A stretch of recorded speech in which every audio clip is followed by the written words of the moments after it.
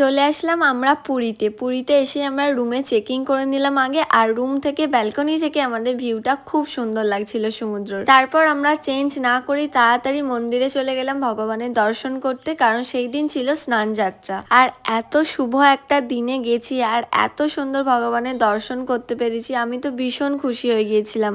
আর এই খুশির ফিলিংসটা তোমাদের সাথে শেয়ার করতে পারবো না, খুশিতে আমি কেঁদে ফেলছিলাম, ইমোশনাল হয়ে গিয়েছিলাম। সেই অনেক দিন থেকেই ভাবছিলাম কবে জগন্নাথ দেবের দর্শন করতে পারবো, আর ফাইনালি এই দিনটা ভগবান কৃপা করেছিল বলেই আসতে পারলাম। আর এই দেখো ভগবানের গজবেশ নিয়ে যাওয়া হচ্ছিল। তারপর ফ্রেশ হয়ে সন্ধ্যেবেলা আমি আর রন আবার বেরোলাম, কারণ দুপুরে আমরা গজবেশে দেখতে পাইনি, তাই সন্ধ্যেবেলা গজবেশে দেখার খুব ইচ্ছা ছিল। আর সন্ধ্যেবেলা আরো অনেক টাইম নিয়ে মন ভরে ভগবানের দর্শন করলাম, সবার সাথে একটু কীর্তন করলাম, আমরা একসাথে প্রদীপ দিলাম, খুব সুন্দর মন্দিরে সন্ধ্যেটা কাটালাম। তারপর আমরা গেলাম একটু সমুদ্র দেখতে। আজকে সারাদিনটা এইভাবেই কাটলো। ব্লগটা এই পর্যন্তই।